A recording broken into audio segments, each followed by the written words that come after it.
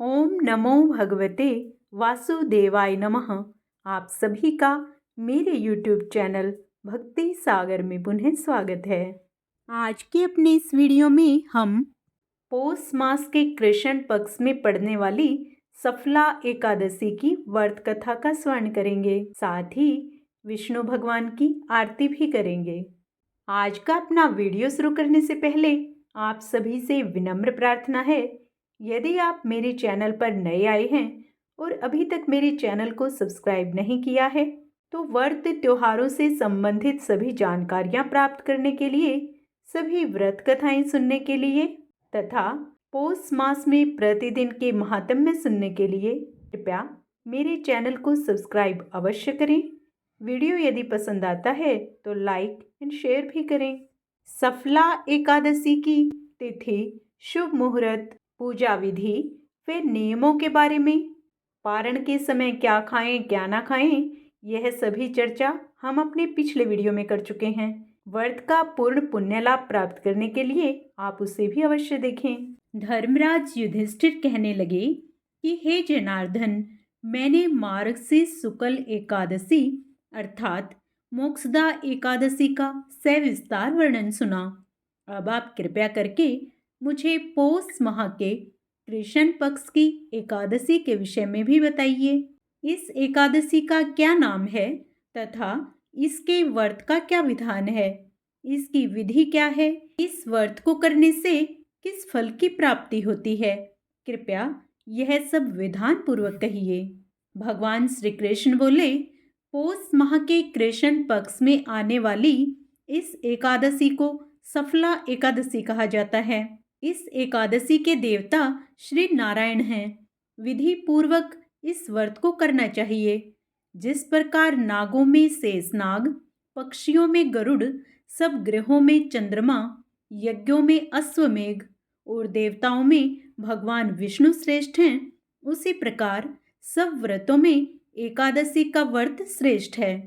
जीवन में किसी भी कार्य में सफलता प्राप्त करने के लिए सफला एकादशी व्रत का विशेष महत्व है।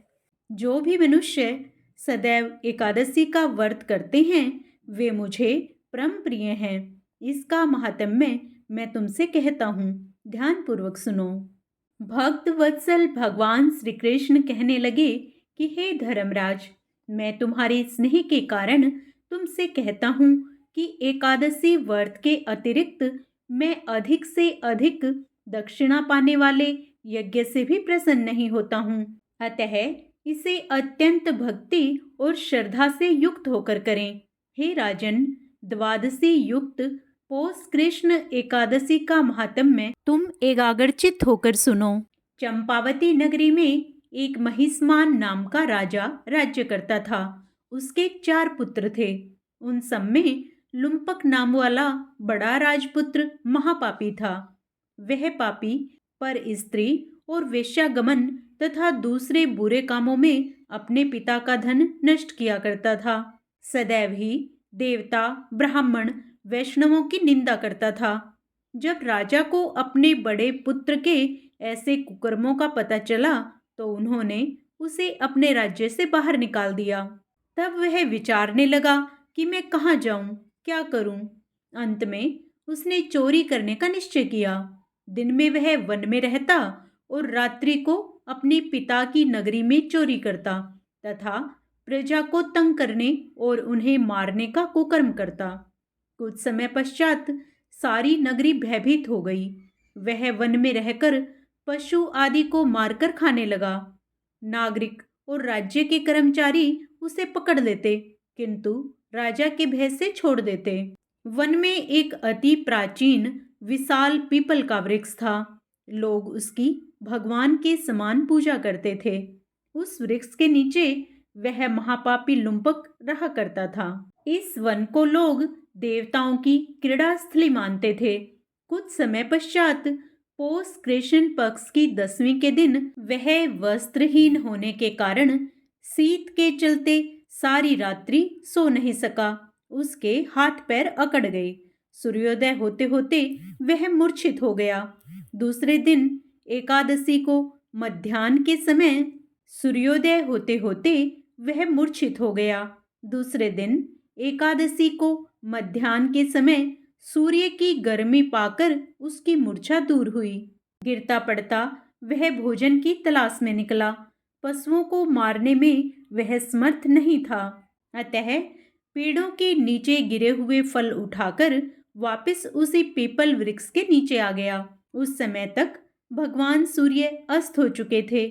वृक्ष के नीचे फल रखकर कहने लगा, हे भगवान, अब आपके ही अर्पण है ये फल, आप ही तृप्त हो जाइए। उस रात्रि को दुख के कारण उसे नींद भी नहीं आई। उसके इस उपवास और जागरण से भगवान अत्यंत प्रसन्न हो गए और उसके सारे पाप नष्ट हो गए। दूसरे दिन प्रातः एक अति सुंदर घोड़ा अनेक सुंदर वस्तुओं से सजा हुआ उसके सामने आकर खड़ा हो गया।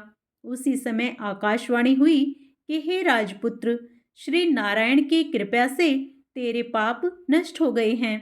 अब तू अपने पिता के पास जाकर राज्य प्राप्त कर। ऐसी वाणी सुनकर वह अत्यंत प्रसन्न हुआ और दिव्य वस्त्र धारण करके भगवान आपकी जय हो ऐसा कहकर अपने पिता के पास आ गया। उसके पिता ने प्रसन्न होकर उसे समस्त राज्य का भार सौंप दिया और स्वयं वन के रास्ते चल दिए। अब लुम्पक शास्त्रानुसार राज्य करने लगा। उसके स्त्री पुत्र आदि सारा कुटुंब भगवान नारायण का परम भक्त हो गया। वृद्ध होने पर वह भी अपने पुत्र को राज्य का भार सौंपकर वन में तपस्या करने चला गया और अंत में वैकुंठ को प्राप्त हुआ। अतः जो मनुष्य इस परम पवित्र सफला एकादशी का व्रत करता है उसे अंत में मुक्ति प्राप्त होती है। जो यह व्रत नहीं करते वो पूंछ और सींगों से रहित पशुओं के समान है। इस सफला एकादशी के महात्म्य को पढ़ने और सुनने से मनुष्य को अश्वमेघ यज्ञ का फल प्राप्त होता है। जय श्री हरि। एकादशी व्रत कथा का सार यह है, बिना सोचे समझे भी भगवान का नाम यदि ले लिया जाए या एकादशी का व्रत जाने अनजाने में भी कर लिया जाए तो उसका फल भी श्री हरि हमें अवश्य देते हैं। लुम्पक जैसा महापापी भी जब एकादशी के व्रत से विष्णु पद को प्राप्त कर सकता है तो कोई साधारण मनुष्य भी एकादशी व्रत के पुण्य से भगवान को अवश्य ही प्राप्त कर सकता है। आज हम एकादशी व्रत में राजा धर्म कीर्ति की कथा सुनते हैं, जिन्होंने एकादशी व्रत करने से परम पद को प्राप्त किया। गालव मुनि का भद्रशील नाम का एक पुत्र था।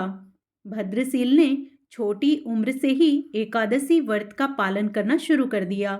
मुनि ने उन्हें ऐसा करने के लिए कभी नहीं कहा था। एक बार मुनि ने भद्रशील से पूछा कि उन्हें इस व्रत को करने के लिए किसने कहा है। भद्रशील ने कहा कि मैं कई जन्मों से एकादशी व्रत करता आ रहा हूँ। आमतौर पर किसी को भी पिछला जन्म याद नहीं रहता। जब तक आप माँ के गर्भ में होंगे तब तक आपको पिछले जन्मों की याद रहेगी, लेकिन जन्म से ठीक पहले यह स्मृति मिट जाती है। लेकिन भद्रशील को अपने पिछले जन्म की याद उस समय भी थी। यह एकादशी व्रत की शक्ति ही थी जिसका वे पालन करते थे। वह पूर्व जन्म में धर्म कीर्ति नाम के राजा थे। धर्म कीर्ति बहुत क्रूर था, उसे कोई पसंद नहीं करता था। कोई ऐसा पाप नहीं था जो उसने ना किया हो।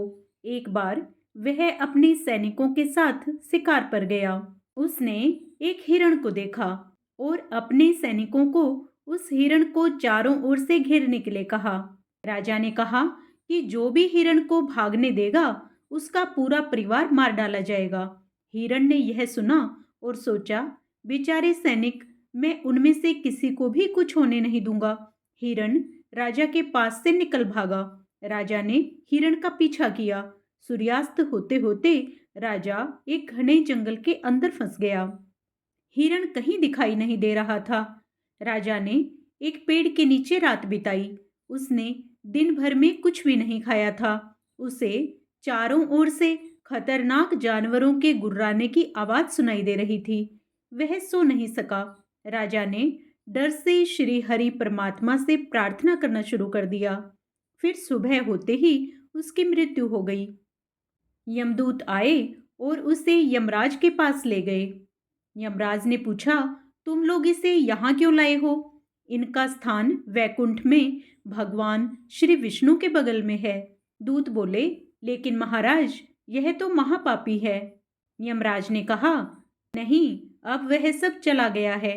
यह अब पवित्र है। जिस दिन उसकी मृत्यु हुई वह एकादशी का दिन था।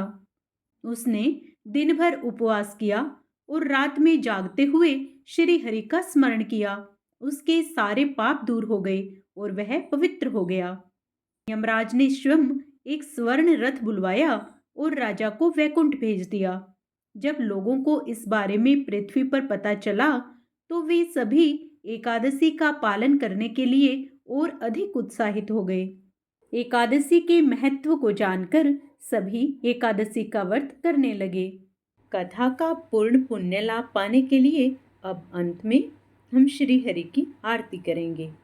ओम जय जगदीश हरे, स्वामी जय जगदीश हरे। भक्त जनों के संकट, दास जनों के अवगुण क्षण में दूर करे। ओम जय जगदीश हरे। जो ध्यावे फल पावे, दुख विन से मन का। प्रभु दुख विन से मन का। सुख संपत्ति घर आवे, कष्ट मिटे तन का। ओम जय जगदीश हरे। माते पिता तुम मेरे, शरण गेहूँ मैं किसकी। प्रभु शरण गेहूँ मैं किसकी। तुम बिन और न दूजा, प्रभु बिन और न दूजा। आस करूं जिसकी। ओम जय जगदीश हरे। प्रभु आप सभी पर कृपा बनाए रखें।